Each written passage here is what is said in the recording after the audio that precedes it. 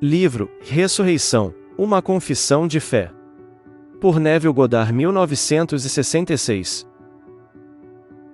Ora, depois que João foi preso, veio Jesus para Galiléia, pregando o Evangelho de Deus, e dizendo: o tempo está cumprido, e o reino de Deus está próximo, arrependa-se e creia no Evangelho. Marcos 1 versículo 14, 15. O ministério de Jesus começou depois que o de João terminou na Judéia. Jesus, quando começou seu ministério, tinha cerca de 30 anos de idade. Lucas 3 versículo 23. O solo dos séculos havia sido arado e arado para o Evangelho de Deus. E os homens começaram a experimentar o plano de salvação de Deus. Os autores do Evangelho de Deus são anônimos, e tudo o que realmente podemos saber sobre eles deve ser derivado de nossa própria experiência das Escrituras. Sua autoridade não estava nas Escrituras como um código escrito morto, mas em sua própria experiência das Escrituras. Seu Evangelho não era uma nova religião, mas o cumprimento de uma tão antiga quanto a fé de Abraão. E a Escritura, prevendo que Deus justificaria os gentios pela fé, pregou o Evangelho de antemão a Abraão. Gálatas 3 versículo 8. E Abraão creu em Deus e viveu de acordo com a previsão da história da salvação que Deus lhe concedeu. Os autores desconhecidos do Evangelho enfatizam o cumprimento das Escrituras na vida de Jesus Cristo. Cristo em nós cumpre a Escritura. Você não percebe que Jesus Cristo está em você? 2 Coríntios 13 versículo 5. Fui crucificado com Cristo, não sou mais eu que vivo, mas Cristo que vive em mim. Gálatas 2 versículo 20. Pois se fomos unidos a Ele em uma morte como a dele, certamente seremos unidos a Ele em uma ressurreição como a dele. Romanos 6 versículo 4. A repetição em nós, através de sua habitação, foi expressa por Johann Seffler, um místico do século XVII. Embora Cristo tenha nascido 1000 vezes em Belém, se ele não nasceu em ti, tua alma ainda está desamparada. Eduardo Thomas e ele lhes disse: ó homens insensatos e tardos de coração para crer em tudo o que os profetas falaram. Não era necessário que o Cristo sofresse essas coisas e entrasse em sua glória? E começando por Moisés e todos os profetas, ele interpretou para eles em todas as Escrituras o que a respeito dele, tudo o que está escrito a meu respeito na lei de Moisés e nos profetas e nos salmos deve ser cumprido. Então ele abriu suas mentes para entender as Escrituras. Lucas 24 versículo 25, 27, 44, 45, e eles leram do livro, da lei de Deus, com interpretação, e deram o sentido, para que as pessoas entendessem a leitura. Neemias 8 versículo 8, o Antigo Testamento é um projeto profético da vida de Jesus Cristo. O Evangelho de Deus é a revelação do futuro concedida a Abraão. Abraão regozijou-se por ver o meu dia. João 8 versículo 56. É sobre o Cristo ressuscitado. A participação na vida da era vindoura depende do ato de Deus de ressuscitar os mortos. A ressurreição de Jesus Cristo é a vitória de Deus. Que estaremos unidos com Ele em uma ressurreição como a sua é a promessa da vitória de Deus para todos. Mas antes do dia da vitória, o homem deve ser refinado na fornalha da aflição. Eu tentei você na fornalha da aflição. Por mim mesmo, eu faço isso, pois como meu nome deve ser profanado? A minha glória não darei a outro. Isaías 48 versículo 10 e 11. É preciso a fornalha da aflição para nos conformar à imagem de seu Filho e, portanto, à imagem do Pai, pois o Pai e o Filho são um. Então vieram ter com ele todos os seus irmãos e irmãs e todos os que o tinham conhecido antes. E os consolaram por todo o mal que o Senhor lhe tinha feito. E o Senhor abençoou os últimos dias de Jó mais do que o seu começo. Jó 42 versículo 11 e 12. A história de Jó é a história do homem, a vítima inocente de um experimento cruel da parte de Deus. E Deus disse: façamos o homem à nossa imagem. Gênesis 1 versículo 26. No entanto, considero que as aflições deste tempo presente não podem ser comparadas com a glória que em nós há de ser revelada, a Romanos 8 versículo 18, e essa glória nada mais é do que a revelação de Deus Pai em nós, como nós Nada pode substituir o testemunho pessoal do plano de salvação de Deus. O plano do mistério é inerente à criação. O que é tão profeticamente falado ao mundo no Antigo Testamento é realizado na própria personalidade de cada um. Tudo me foi predito, mas nada pude prever, mas aprendi que em Jesus Cristo realmente é depois que a história foi reencenada em mim. O homem que experimentou as Escrituras não pode escapar da responsabilidade de contar seu significado a seus semelhantes. Os escritores desconhecidos do Evangelho de Deus não estavam descrevendo situações e eventos do passado como historiadores. Sua história de Jesus Cristo é sua própria experiência do plano de redenção de Deus como homens que experimentaram a redenção. Eles relataram suas próprias experiências. Eles são testemunhas de primeira ordem que dão testemunho da verdade da palavra de Deus, não hesitando em interpretar o Antigo Testamento de acordo com suas próprias experiências sobrenaturais. Tendo experimentado a história da salvação, posso acrescentar meu testemunho ao deles e dizer que tudo é feito como eles contaram. Suas experiências, assim atestadas, confrontam os homens com a responsabilidade de aceitar ou rejeitar sua interpretação do Antigo Testamento. Seu testemunho deve ser ouvido e respondido. A pessoa deve experimentar as Escrituras por si mesma antes que possa começar a entender como ela é maravilhosa. Eles não dão conta da aparência pessoal de Jesus, porque quando a história da salvação for recriada no homem, o homem saberá que eu sou ele. Lucas 22 versículo 70, João 4 versículo 26, 8 e 18, 8 e 24, 8 e 28, 13 e 19, 18, 5 e 6. Aquele que está unido ao Senhor torna-se um espírito com ele. 1 Coríntios versículos 6 e 17. Estando na forma de Deus, ele se esvaziou, tomando a forma de escravo, nascendo à semelhança dos homens.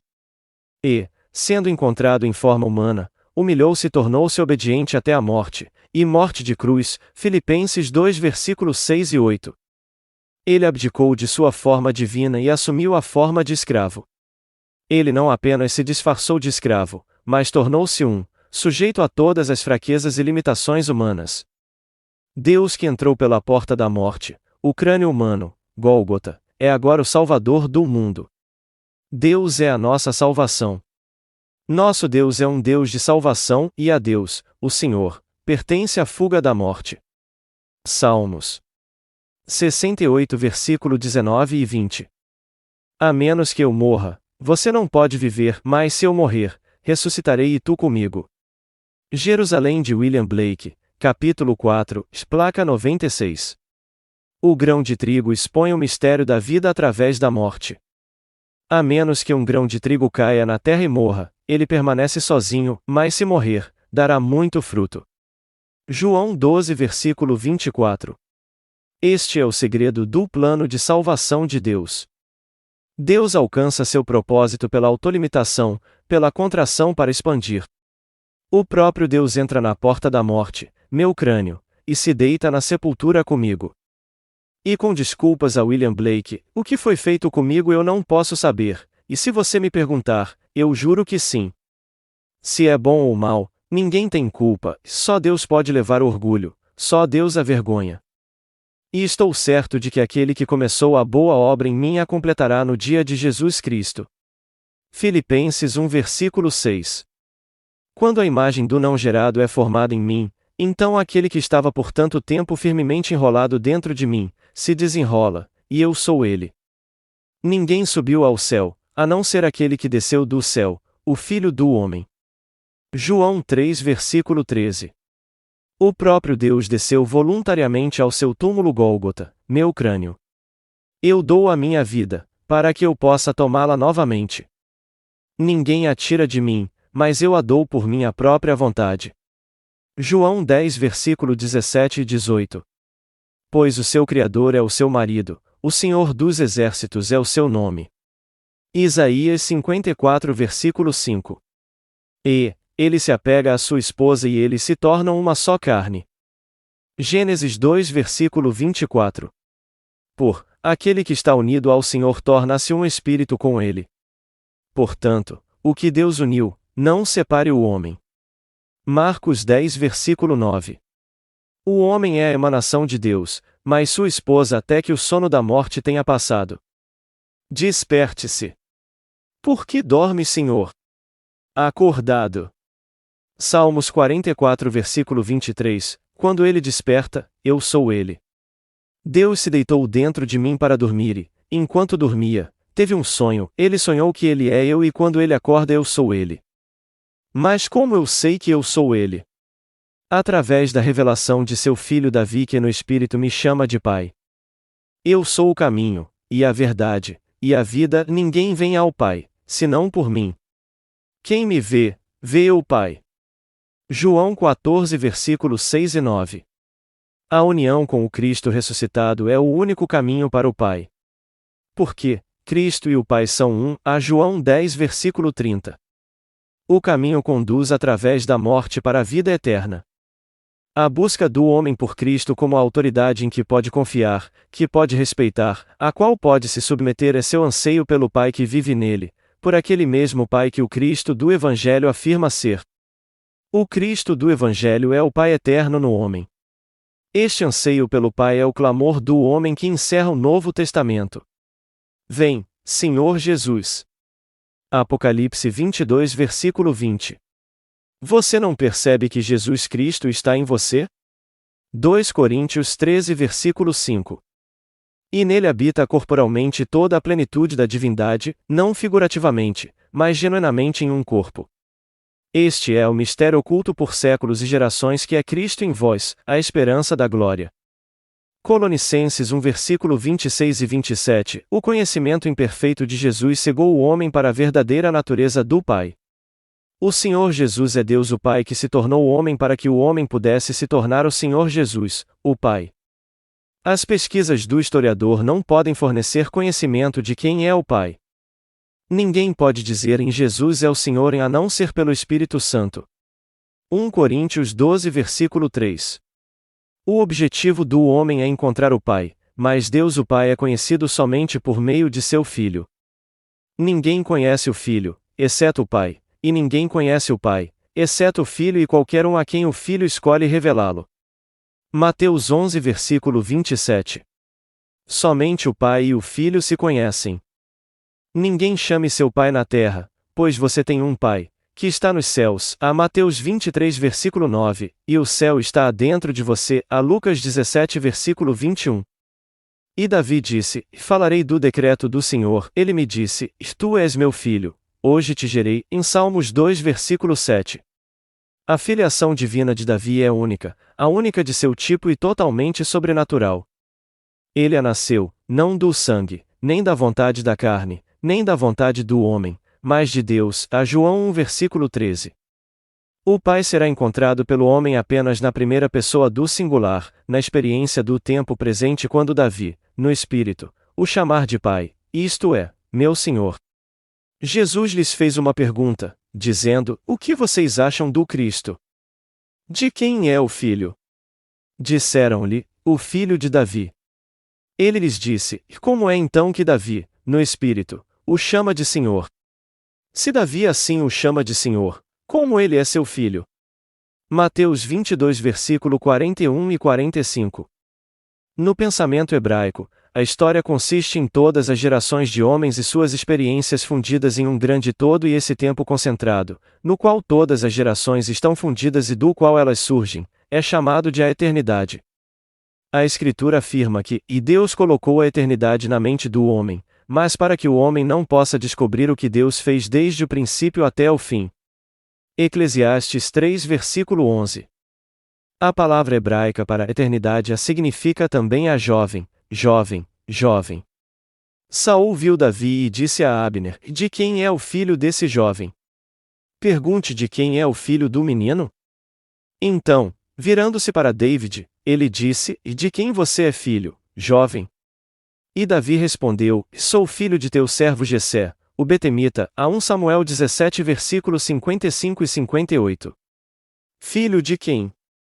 Observe em todas as passagens, 1 Samuel 17, e versículos 55,56,58, Mateus 22 versículo 42, a indagação não é sobre o filho, mas sobre seu pai. O Pai dado a conhecer por Davi é o Pai eternamente verdadeiro. É em nós como pessoas que Deus Pai é revelado. David disse: Eu sou o filho de Jessé. Jesse é qualquer forma do verbo tobe. A resposta de Davi foi: E eu sou o filho daquele cujo nome é em Eu sou. Eu sou o filho do Senhor. Um dos nomes para Deus é o nome que ele deu a Moisés. Diga ao povo de Israel: Eu sou me enviou a vocês, em Êxodo 3 versículo 14. Ele é o eterno a Eu sou. A primeira revelação de Deus de si mesmo é como a Deus Todo-Poderoso, a Êxodo 6 versículo 3. Sua segunda auto-revelação é como ao eterno Eu sou, a Êxodo 3 versículo 14. Sua revelação final de si mesmo é como ao Pai, a João 17. Somente o Filho pode revelar Deus como Pai.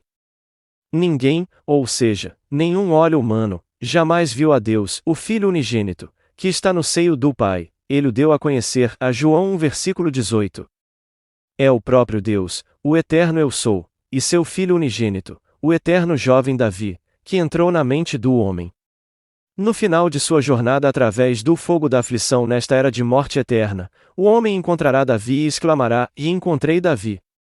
Ele clamará a mim: Tu és meu Pai, meu Deus, e a rocha da minha salvação. Salmos 89 versículo 20 e 26. Eu não me revelo diretamente como Deus ou como Jesus Cristo, mas por implicação paralela com as Escrituras, quando Davi no Espírito me chama de Pai. E esta sabedoria de dentro é sem incerteza. Quando agradou a Deus revelar seu Filho em mim, eu não conversei com carne e sangue.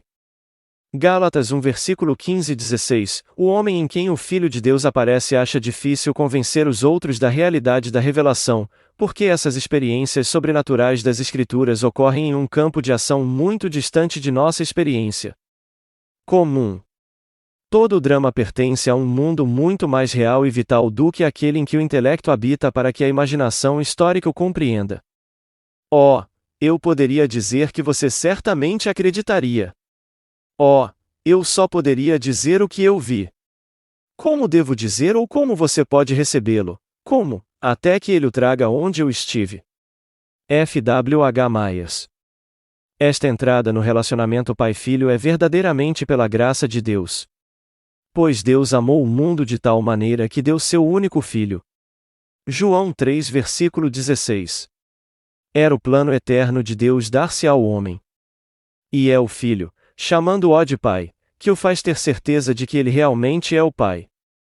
Quando Davi no Espírito o chama de Pai, ele não perde sua individualidade distinta ou deixa de ser o eu que era antes, mas esse eu agora inclui um eu muito maior, que não é outro senão Jesus Cristo, a quem Davi no Espírito chamou a Senhor.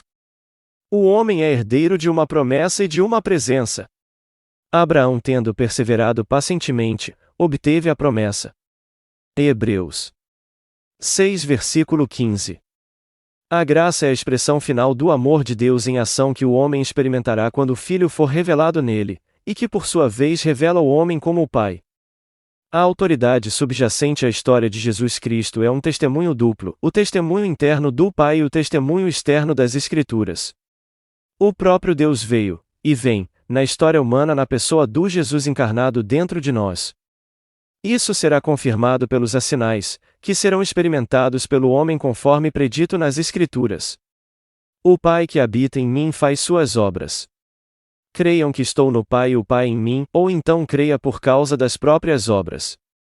Em verdade vos digo, quem crê em mim também fará as obras que eu faço, e fará obras maiores do que estas, porque eu vou para o Pai. João 14 versículo 10 e 12. Eu vim do Pai e vim ao mundo, novamente, estou deixando o mundo e vou para o Pai. João 16 versículo 28. Eu e o Pai somos um. João 10 versículo 30. A visão de Deus é concedida àqueles que tiveram a revelação do Pai na vida de Jesus encarnado neles, quando o Filho unigênito Davi os chama de Pai. Somente quando os sinais se tornam nossa experiência é que o propósito de Deus e, portanto, o propósito das Escrituras se cumpre em nós. As Escrituras devem ser cumpridas em mim, pois o que está escrito sobre mim tem seu cumprimento. Lucas 22 versículo 37. Deus se deu a todos nós, a cada um de nós. E é seu Filho unigênito Davi, no Espírito, nos chamando de Pai, que nos garante que é realmente assim. Então, se o Filho te libertar, você será livre de fato. João 8 versículo 36. E, voltando Davi da matança do Filisteu. Com a cabeça do Filisteu na mão, Saul lhe disse: E de quem és filho, jovem?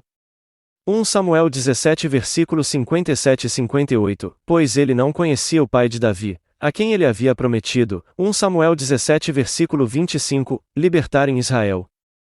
O rei havia prometido libertar o pai do homem que destruiu o inimigo de Israel.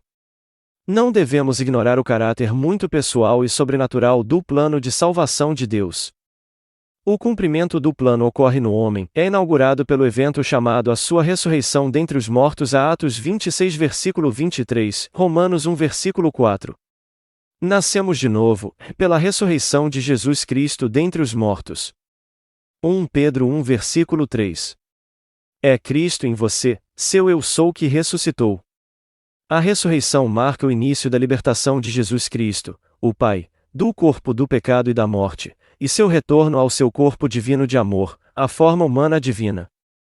Este foi o propósito do Senhor desde o princípio, ao qual ele estabeleceu em Cristo como um plano para a plenitude dos tempos, a Efésios 1 versículo 9 e 10. O Senhor dos Exércitos jurou: como planejei, assim será, e como determinei, assim será. Isaías 14 versículo 24. Viva e haja com a certeza de que Deus cumpriu seu plano e continua a fazê-lo. O próprio Deus veio, e vem, na história humana na pessoa de Jesus Cristo em você, em mim, em todos. Deus despertou nos autores anônimos dos evangelhos e continua a despertar no homem individual. Acredite no testemunho deles, não busque novas formas de acesso a uma meta já alcançada. Talvez a melhor descrição dos escritores desconhecidos do Evangelho de Deus seja dada nas palavras: o que ouvimos, o que vimos com os nossos olhos, o que contemplamos, e as nossas mãos apalparam, da palavra da vida. O que vimos e ouvimos, vos anunciamos. 1 João 1 versículo 1 a 3, a fé não está completa até que se torne experiência. É essencial que aqueles cujos olhos viram e cujas mãos tocaram a palavra da vida sejam enviados e tenham consciência de si mesmos como enviados, para anunciá-la ao mundo. É o Cristo ressuscitado, o homem nascido duas vezes, que diz: tomem sobre vocês o meu jugo e aprendam de mim, e encontrarão descanso para suas almas. Mateus 11 versículo 29.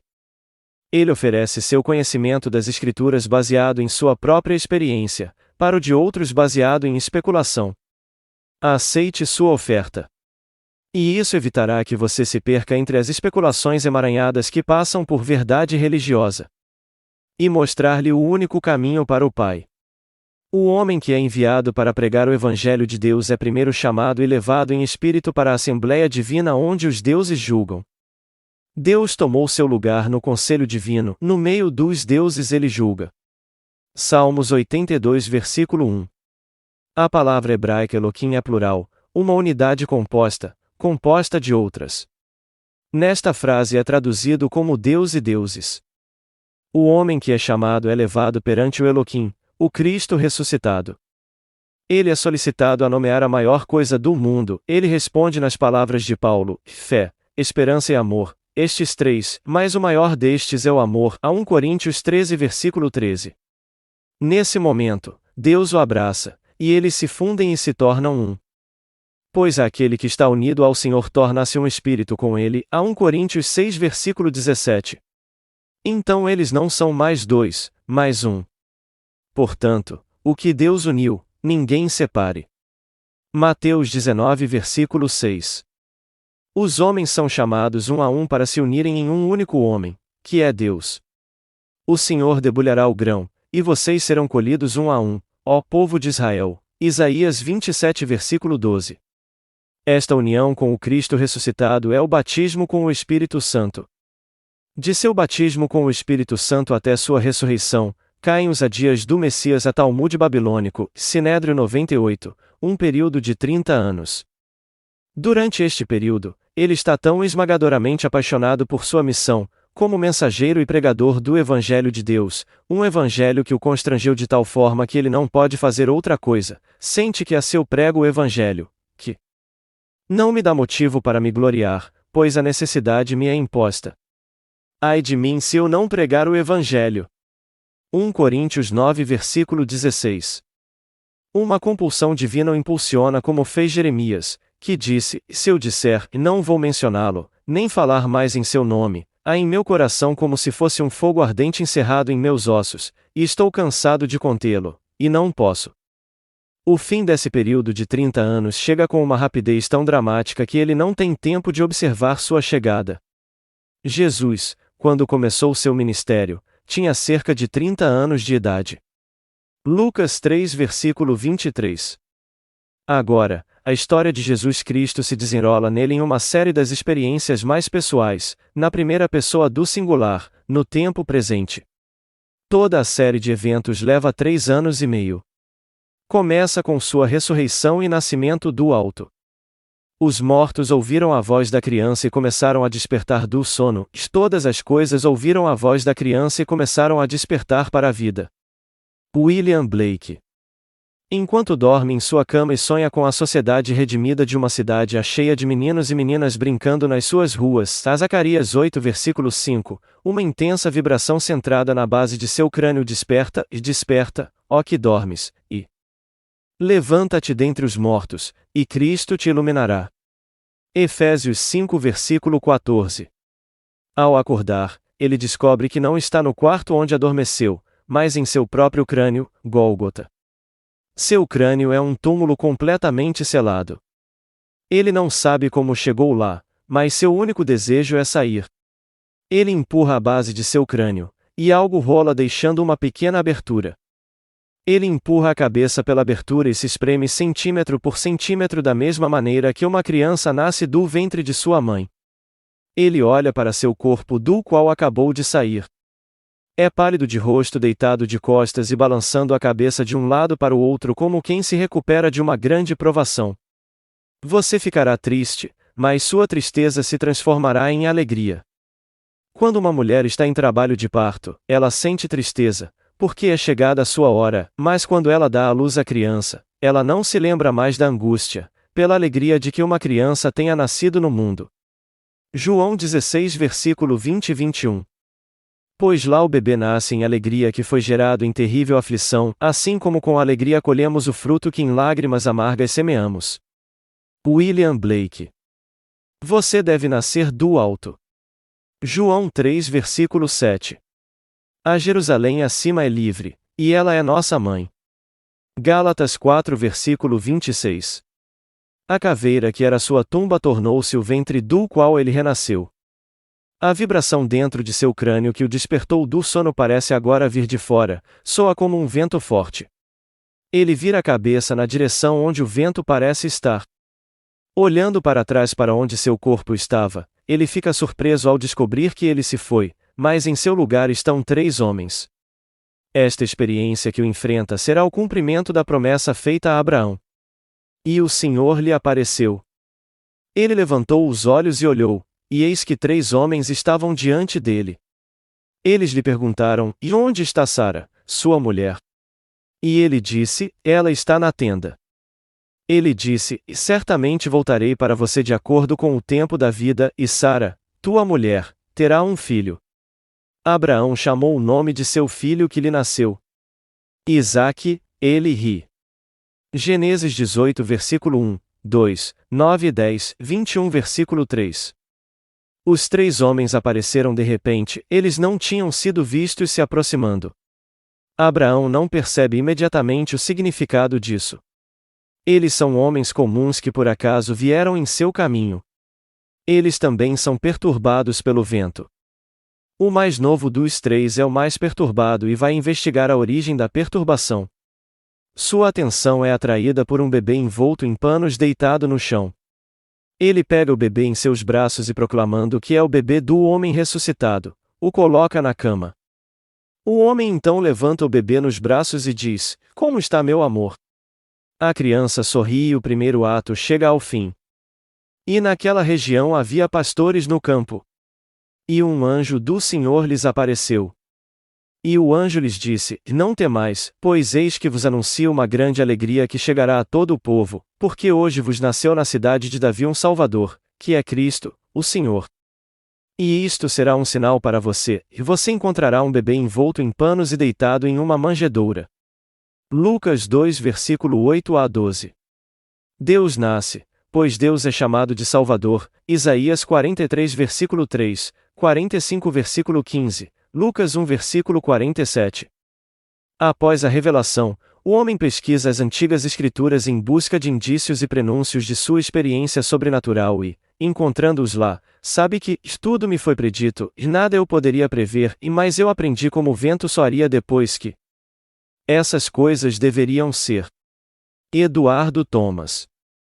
A natureza imprevisível do curso do vento ilustra a espontaneidade do nascimento divino com mais facilidade, pois tanto em grego quanto em hebraico a palavra é usada tanto para vento quanto para espírito. O plano do Senhor é descrito nas escrituras antigas, mas não pode ser realmente conhecido até que tenha sido experimentado pelo indivíduo. Deus falou, e o que ele predisse está escrito ali para que todos entendam. Mas sua profecia aparece sob uma perspectiva bem diferente do que é visto em retrospecto. Todos saberão que Jesus Cristo é o Pai à luz de sua própria experiência do mistério cristão. Nestes últimos dias ele nos falou por seu Filho. Hebreus 1 versículo 2. 5 meses depois que o homem ressuscitou e nasceu do alto, uma vibração semelhante à que começou o primeiro ato começa em sua cabeça. Desta vez, está centralizado no topo de sua cabeça. Aumenta de intensidade até explodir. Após a explosão, ele se encontra sentado em uma sala modestamente mobiliada. Encostado ao lado de uma porta aberta, e olhando para uma cena pastoral, está seu filho Davi, de fama bíblica. Ele é um jovem no início da adolescência. Davi se dirige a ele como a meu pai. O homem ressuscitado sabe que é o pai de Davi, e Davi sabe que é seu filho. Dois homens olham para Davi com luxúria e o pai os lembra da vitória de seu filho sobre o gigante filisteu. E enquanto ele está sentado lá e contemplando a beleza sobrenatural de seu filho, o segundo ato chega ao fim. Contarei o decreto do Senhor, ele me disse: Tu és meu filho, hoje eu te gerei. Salmos 2 versículo 7. O terceiro ato se desenrola 4 meses após a revelação do relacionamento pai-filho. É dramático do começo ao fim. Um relâmpago parte o corpo do homem ressuscitado do topo do crânio até a base da coluna. Agora o novo e vivo caminho é aberto para ele através da cortina, isto é, através de seu corpo. A revelação é sempre em termos pessoais, e os agentes humanos da revelação de Deus nunca são suprimidos ao nível do impessoal. Consequentemente, quando ele veio ao mundo, ele disse: Sacrifícios e ofertas não quiseste, mas um corpo me preparaste, em holocaustos e ofertas pelo pecado não te agradaste. Então eu disse: E eis que vim fazer a tua vontade, ó Deus, como está escrito de mim no rolo do livro. Hebreus 10 versículo 5 a 7, Salmo 40 versículo 6 a 8 é citado: A vontade de Deus é feita. Deus deve salvar e somente Deus. Na base de sua coluna, ele vê uma poça de luz líquida dourada e sabe que é ele mesmo.